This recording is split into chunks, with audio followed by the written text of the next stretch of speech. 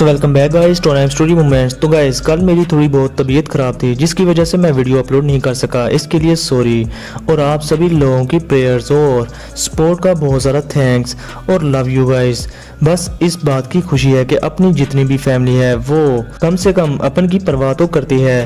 Thank you guys again. और हाँ guys, किसी दिन मैं क्वेश्चन आंसर की वीडियो भी रखूंगा, तो अपने अपने क्वेश्चन भी तैयार करके रख लो। और हाँ, आज की इस वीडियो पर 1.5K लाइक्स करवा देना। और गाइस फैमिली को एक्सपेंड करो यार, और चैनल को सब्सक्राइब करवाओ, अपनी आर्मी को भी बढ़ाओ। अब बिना कोई टाइम जाए के सीधा आते हैं वीडियो की तरफ, जहाँ पर गाइस अभी के लिए लिटिल फेरी डॉक्टर शाओयन को उसके भाई शाओ ली से मिलने का पूछती है। तो शाओयन लिटिल फेरी डॉक्टर को मना कर देता है और वो कहता है कि अगर मैं अपने भाई से मिल पड़ा तो ये जो ब्लैक कॉर्नर रीजन के दूसरे एलाइट दोजोंग लेवल के एंसेस्टर हैं वो फिर डर कर अपने लिए हेल्प मंगवा लेंगे, और इससे फिर कहीं बुरिस्टा बॉडी ट्रांसफॉर्मेशन स्लाइवा को हासिल करना हमारे लिए मुश्किल ना हो जाए। अब लिटिल फेरी डॉक्टर शाओयन से कहती है कि ठीक है, तुम्हारी मर्जी। मगर ब्लैक एम्परर सेक का वो कमीना जूनियर सेक लीडर मू याओ पिछले 2 दिनों से कई बार दरवाजे पर आ चुका है, और वो कह रहा था कि ब्लैक एम्परर सेक का लीडर यानी कि उसका फादर तुमसे शाओयन पर्सनली मिलना चाहता है। मगर मैंने उसको साफ साफ इनकार कर दिया और कहा कि तुम अभी के लिए पिल बनाने में मसरूफ हो। अब शाओयन कहता है कि ये तुमने अच्छा किया।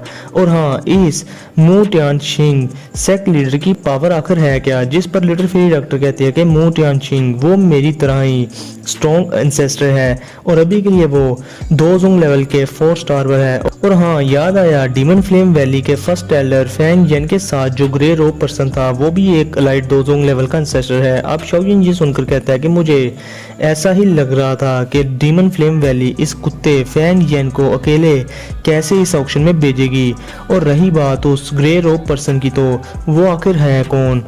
मुझे उससे काफी ज्यादा फेमिलियर फीलिंग आती है। अब शाओयन मजीद कहता है कि वैसे भी इस बार बुडिस्टा बॉडी ट्रांसफॉर्मेशन स्लाइवा के लिए बहुत सारे एक्सपर्ट्स आए हैं, क्या पता कौन इस बुडिस्टा बॉडी ट्रांसफॉर्मेशन स्लाइवा को हासिल कर सकेगा। अब इस पर लिटिल फेरी डॉक्टर शाओयन को सुनाते हुए उसको आराम करने का कहती है, क्योंकि पिल बनाने के चक्रों में शाओयन पूरी तरह से एग्जॉस्ट हो चुका था। अब ये सुनकर शाओयन रेस्ट करने के लिए चला जाता है। अब दूसरे दिन शाओयन सुबह उठकर खुद को देखता है, और अभी के लिए शाओयन अपनी पीक पर था, और फिर वो खुद को और अपने फेस को एक काले कपड़े से पूरी तरह से कवर कर लेता है। अब जब लिटिल गर्ल जियन शाओयन को काले कपड़े से कवर देखती है तो वो हंसने लगती है, मगर शाओयन उसको भी एक काले कपड़े से जल्दी से कवर कर लेता है और कहता है कि पिद्दी लड़की, इसको पहन के रखना वरना ये ना हो कि बिग ब्रदर शाओ ली और फर्स्ट एल्डर शू क्यान तुम्हें पहचान ले। और बात रही लिटिल फेरी डॉक्टर की, तो लिटिल फेरी डॉक्टर को तो सभी लोगों ने कल देख लिया था, इसलिए लिटिल फेरी डॉक्टर तुम्हें खुद को इस ब्लैक चादर से कवर करने की कोई जरूरत नहीं। अब शाओयन ऑक्शन हॉल की तरफ जाने लगता है, और इसके साथ ही पिद्दी जियन भी बुर्का पहनकर जा रही थी, और साथ में लिटिल फेरी डॉक्टर भी थी। मगर तब भी वहां पर जूनियर सेक लीडर मू याओ लिटिल फेरी डॉक्टर की नजरों में नंबर बनाने के लिए वहां आकर शाओयन को एक टैबलेट देता है, जिससे इन तीनों को ऑक्शन हॉल में वीआईपी सीट मिल पाएगी। और वो लिटिल फेरी डॉक्टर को देखकर शाओयन से कहता है कि मैंने ये एक टैबलेट अपने फादर से बड़ी मुश्किल से सिर्फ आप लोगों के लिए हासिल की है। जिस पर शाओयन उसकी वो टैबलेट लेकर उसको सिर्फ थैंक्स बोलकर वहां से लिटिल फेरी डॉक्टर और पिद्दी जियन को लेकर जाने लगता है। अब मू याओ शाओयन को इस तरह ज्यादा देख गुस्से में अपने दिल में शाओयन को गाली देता है, लेकिन तब भी वो भी शाओयन के ग्रुप के पीछे पीछे जाने लगता है। मगर लिटिल गर्ल जियन कहती है कि अगर तुम्हें अपनी जिंदगी से प्यार नहीं तो तुम हमें फॉलो कर सकते हो। अब ये सुनकर मू याओ के एक्सप्रेशंस पूरी तरह से बदल गए थे, और दूसरी तरफ शाओयन ऑक्शन की तरफ जाते हुए रास्ते में बहुत सारे स्ट्रॉन्ग एक्सपर्ट्स का बहुत बड़ा हजूम देखता है, जिनके ओरास का प्रेशर बहुत ही ज्यादा था। मगर फिर शाओयन ऑक्शन के लिए एक टनल में चला जाता है जहां सभी के लोग जा रहे थे, और अभी के लिए वो टनल पूरी तरह से गार्ड की जा रही थी।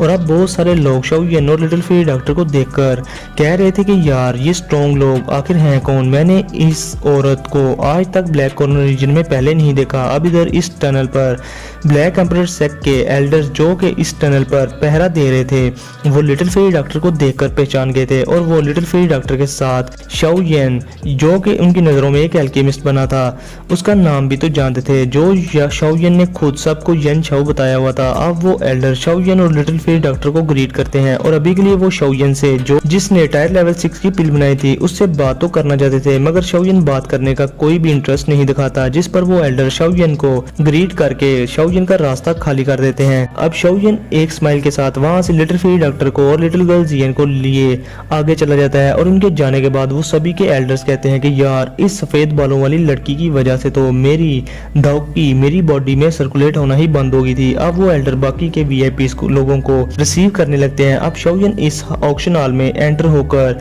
उस जेड टैबलेट को दिखाकर जो उसको छोटे टर्की मुंह याओ ने दी थी उसके दम पर वीआईपी सीट पर लिटिल फेरी डॉक्टर और लिटिल गर्ल जियन को लेकर बैठ जाता है। और गाइस अभी के लिए ब्लैक एम्परर सेक्ट ने वहां सर्विस के लिए उधर अधनंगी लड़कियों को रखा हुआ था जो सभी के एक्सपर्ट्स को चाय पानी पिला रही थी। अब शाओयन सोचता है कि इस ब्लैक एम्परर सेक्ट का लीडर कोई नेक्स्ट लेवल का हरामी है। अब इधर दूसरी वीआईपी सीट पर बैठे डीमन फ्लेम वैली का फर्स्ट एल्डर फैंग यन अपने साथ इस ग्रुप से कहता है कि ये काली चादर से कवर जो पर्सन है उसी सफेद बालों वाली लड़की के पास बैठा है तो ये जरूर वही अल्केमिस्ट होगा जिसने परसों एक पिल बनाई थी जिस पर उसके साथ ही ग्रे रोब पर्सन जिसने खुद को भी कवर किया हुआ था वो एक स्माइल के साथ कहता है कि होपफुली ये एल्केमिस्ट और वो लड़की हमारे रास्ते की रुकावट नहीं बनेंगे। अब इधर शाओयन जब डीमन फ्लेम वैली के एल्डर के पास इस ग्रे रोब पर्सन को अपनी तरफ इस तरह घूरता देखते हैं तो शाओयन को इससे बहुत ही ज्यादा फेमिलियर फीलिंग आती है कि जैसे शाओयन इसको जानता हो। अब गाइस इधर आधे घंटे में पूरा हॉल ही वीआईपी सीट से भर गया था और अभी के लिए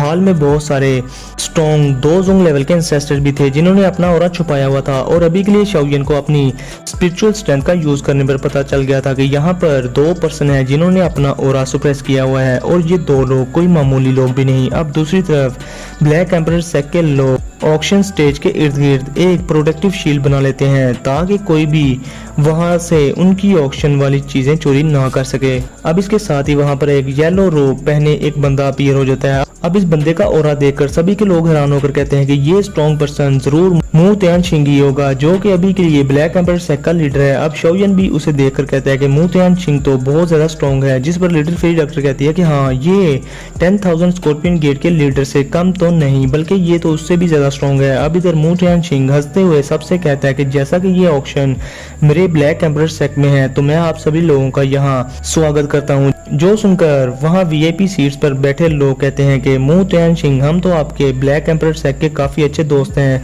रुको जरा गाइस इनकी दोस्ती देखना ये बुढ़ा कैसे निकालता है। यहाँ पर सबसे बड़ा 2 नंबर इंसान ही ये बुढ़ा मू त्यान शिंग है। अब आपको आगे आगे पता चल जाएगा कि ये बुढ़ा कितना बड़ा कमीना है। अब मू त्यान शिंग शाओयन की तरफ एक प्यारे सी स्माइल करके कहता है कि ऑक्शन शुरू करने से पहले मैं सबको बताना चाहूंगा कि अगर किसी ने मेरे ब्लैक एम्परर सेक्ट की टेरिटरी में कोई भी टोपी ड्रामा किया तो मैं उसकी मौत कुत्ते से भी ज्यादा बदतर कर दूंगा। अब ये सब कहकर वो फिर से नॉर्मल हो जाता है। अब गाइस बहुत सारे लोग उसकी ये धमकी सुनकर सहम गए थे क्योंकि इन्होंने दिल में बहुत सारे प्लान बनाए हुए थे कि इस ऑक्शन को कैसे लूटा जाए और वो सारे प्लान्स उनके यहीं पर फ्लॉप हो गए थे। अब गाइस इसके साथ ही ऑक्शन स्टार्ट हो जाती है और ब्लैक एम्परर सेक्ट का एक ओल्ड मैन वहां पर आता है जो कि एक स्क्रॉल लाता है और वो कहता है कि ये स्क्रॉल एक शॉन क्लास मिडिल ग्रेड की दाव टेक्निक है जिसका नाम फिंगर दाव टेक्निक है। और गाइस वो इस स्क्रॉल की बोली 1 लाख गोल्ड कॉइन से स्टार्ट करते हैं जिसको आम एक्सपर्ट्स बोली लगाते लगाते 8 लाख गोल्ड कॉइन्स पर पहुंचा देते हैं और वो फिंगर दाव टेक्निक 8 लाख गोल्ड कॉइन्स में बिक जाती है। और गाइस अभी के लिए शाओयन इन छोटी मोटी दाव टेक्निक्स में कोई भी इंटरेस्ट नहीं दिखाता क्योंकि उसकी नजरों में अब श्वान लेवल की नहीं बल्कि डी क्लास दाव टेक्निक की कीमत थी। अब गाइस ऐसे ही बहुत सारी हाई क्वालिटी की चीजें वहां आती हैं और उनकी नीलामी भी काफी ज्यादा हाई प्राइसेस में होती है। और इवन के एक बार तो शाओयन का भी दिल किया कि वो किसी एक चीज पर बोली लगा दे मगर शाओयन ने फिर ऐसा नहीं किया क्योंकि उसको जो भी खरीदना था वो अभी के लिए वो बहुत ही ज्यादा केयरफुल होकर वो खरीदेगा क्योंकि उसके पास लिमिटेड ही गोल्ड कॉइन्स हैं। अब शाओयन बड़े मजे से चाय पीते हुए उन सभी के वीआईपीज लोगों को देख रहा था जो कि उन चीजों को खरीदने के लिए खुद को भी बेचने को तैयार थे। अब गाइस इसके साथ ही ऑक्शन वाला बाबा ऑक्शन स्टेज पर एक खंजर लेकर आता है जिसमें रैंक 5 के मॉन्स्टर का कोर लगा हुआ था और इस खंजर के साथ एक लाल रंग का बड़ा सा स्क्रॉल भी था। अब वो बुढ़ा सबको बताता है कि ये एक रूलर दाव टेक्निक है और ये दाव टेक्निक बहुत ही ज्यादा रेयर है और ये एक डी क्लास मिडिल लेवल की दाव टेक्निक है और कहा जाता है कि इस दाव टेक्निक को एक अलाइड 2 जून लेवल का किसी फैक्शन का एंसेस्टर यूज किया करता था और उसने बहुत सारी कंट्रीज पर इस दाव टेक्निक की हेल्प से कब्जा कर लिया था। अब शाओयन उस रूलर दाव टेक्निक का सुनकर सीधा होकर बैठ जाता है। अब इसके साथ ही वो बुढ़ा मजीद बताता है कि ये रूलर दाव टेक्निक को हम 6 joint body flex ruler D class middle level दाव टेक्निक कहते हैं और इसको 6 जॉइंट नामी दाओ जुनजी ने क्रिएट किया था। अब गाइस जैसा कि आप लोगों को पता है कि Shaoyan heavy ruler sword use करता है, तो इसलिए शाओयन को अभी के लिए ये दाव टेक्निक चाहिए थी। अब इसके साथ ही ब्लैक एम्परर सेक का वो बुड्ढा उस दाव टेक्निक की बोली 1,800,000 गोल्ड कॉइन से स्टार्ट करता है, मगर तब भी शाओयन कहता है कि 2,500,000 गोल्ड कॉइन्स। अब ये आवाज सुनकर सभी के लोग वीआईपी सीट्स पर बैठे बैठे काले कपड़े पहने लड़के की तरफ शाओयन की तरफ देख रहे थे, मगर शाओयन लोगों की परवाह नहीं करता क्योंकि उसको पता था कि अगर वो एकदम से ज्यादा की बोली लगाएगा तो ये उसके लिए उतना ही अच्छा होगा और कोई भी उसके अगेंस्ट खड़ा होने की कोशिश नहीं करेगा। और अभी के लिए शाओयन के पास पूरे 3 मिलियन गोल्ड कॉइन से। अब दूसरी तरफ एक वीआईपी सीट पर बैठा एक बुड्ढा कहता है कि 2,550,000 गोल्ड कॉइन्स, जिस पर शाओयन भी फौरन कहता है कि 3 मिलियन गोल्ड कॉइन्स। अब ये सुनकर तो गाइज मैं भी बहुत ज्यादा हैरान था कि शाओयन अपनी सारी दौलत इस डी क्लास दाव टेक्निक पर लगाने के लिए तैयार था। अब शाओयन के अपनी बोली को इतना ज्यादा बढ़ा देने से तो सभी के लोग सोच रहे थे कि यार इस दाव टेक्निक को खरीदना बेवकूफ़ी होगी, क्योंकि कोई भी एक टायर लेवल 6 के अल्केमिस्ट से पंगा नहीं लेना चाहेगा। और तो और इस टायर लेवल 6 के अल्केमिस्ट के साथ एक लाइट दोजोंग लेवल के इंसेस्टर भी है। अब इसके साथ ही वो बुड्ढा फिर से अपनी बोली बताने लगता है, मगर इसके साथ ही उसको रोक कर कहते हैं कि हमारे लिए इस बंदे को ऑफेंड करना ठीक नहीं होगा। अब दूसरी तरफ वो ऑक्शन हाउस वाला बाबा कहता है कि 3 मिलियन और 1, 3 मिलियन और 2 और 3 मिलियन। अब इससे पहले कि वो तीसरी हथौड़ी मारता उसके साथ ही एक आवाज आती है कि 3,100,000 गोल्ड कॉइन्स। अब गाइस ये बोली शाओयन के ब्रदर शाओ ली ने लगाई थी, और जैसा कि वो नहीं जानता था कि ये काले कपड़ों वाला शाओयन है, तो गाइस अभी के लिए शॉर्ट में बता दूं कि शाओ ली जानता था कि उसका छोटा भाई शाओयन हैवी श्वान रूलर स्वार्ड यूज करता है, और ये रूलर दाव टेक्निक शाओयन के लिए बहुत ज्यादा फायदेमंद होगी और उसकी बहुत ज्यादा स्ट्रेंथ बढ़ा भी देगी। और वो आज ये रूलर टेक्निक खरीद कर हर हाल में शाओयन को देना चाहता था। अब शाओ ली की बोली सुनकर बहुत सारे शाओ गेट के एनिमीज जैसे डीमन फ्लेम वैली के लोग फर्स्ट एल्डर शू क्यान और शाओ ली को देखकर कहते हैं कि आज ये शाओ गेट अपनी मौत आप ही मरेगा, क्योंकि इन्होंने आज तो टायर लेवल 6 के अल्केमिस्ट और इस सफेद बालों वाली दोजोंग लेवल के इंसेस्टर को ऑफेंड कर दिया है। अब ये लोग तो बचेंगे नहीं। अब इधर लिटिल फेरी डॉक्टर भी एक स्माइल करके कहती है कि मुझे यकीन नहीं आ रहा कि अब ये दोनों भाई आपस में बोली लगाएंगे। और इधर शाओ ली किसी टायर लेवल 6 के अल्केमिस्ट और किसी अलाइड दोजोंग लेवल के इंसेस्टर को ऑफेंड करना तो नहीं चाहता था, मगर उसने ये सिर्फ अपने भाई शाओयन के लिए किया। मगर उसे क्या पता था कि बाकी के लोगों को क्या पता कि शाओ ली तो शाओयन का भाई है।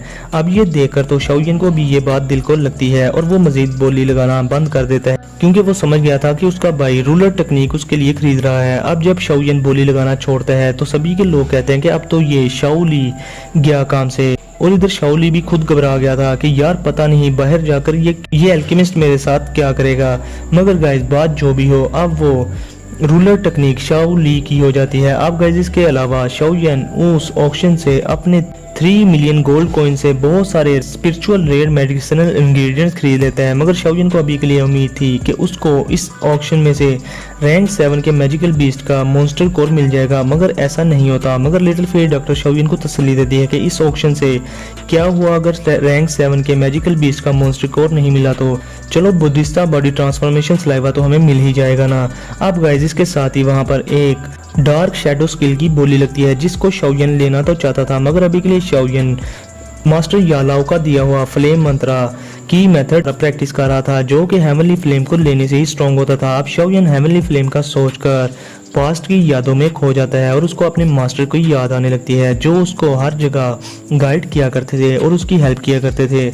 और जैसा कि मास्टर यालाओ तो हाल ऑफ सॉल के हाथों पकड़े जा चुके हैं, तो अभी के लिए शाओयन को हेवनली फ्लेम की इंफॉर्मेशन का और उसकी लोकेशन का फर्स्ट एल्डर शू क्यान ही बता सकते थे। अब इधर उस शैडो टेक्निक की प्राइस 9 मिलियन पर पहुंच गई थी। अब गाइस इस शैडो स्किल को एक लंबी नाक वाला बंदा खरीद लेता है, जो कि खुद बहुत ज्यादा स्ट्रॉन्ग था और उसकी स्पिरिचुअल स्ट्रेंथ भी काफी ज्यादा स्ट्रॉन्ग थी। अब गाइस इसके साथ ही ऑक्शन वाला बाबा वहां पर आकर कहता है कि अब मैं आप लोगों के सामने बहुत ही ज्यादा प्राइसलेस चीज लाने लगा हूं, इसलिए अपनी कमर की पेटियां बांध लो। अब इसके साथ ही वहां कुछ एक्सपर्ट्स अपीयर होकर जमीन फाड़ कर कोई बहुत बड़ी चीज बाहर निकालने लगते हैं, मगर इधर लिटिल गर्ल जियन उस चीज के बाहर निकलने से पहले ही कुछ सेंस करते हुए कह देती है कि वहाँ एक किसी मैजिकल बीस्ट की लाश है। अब ये बात सुनकर शौयन भी हैरान था। अब इधर इस लाश से कपड़ा हटाया जाता है तो हमें एक बड़ा सा मरा हुआ मैजिकल बीस्ट देखने को मिलता है, मगर ये मैजिकल बीस्ट बहुत अरसे पहले मारा हुआ था, जिसकी वजह से उसकी हड्डियां और गोश्त पूरी तरह से सूख चुके थे। मगर इस मैजिकल बीस्ट के विंग्स की हड्डियों से एक ग्लो निकल रहा था।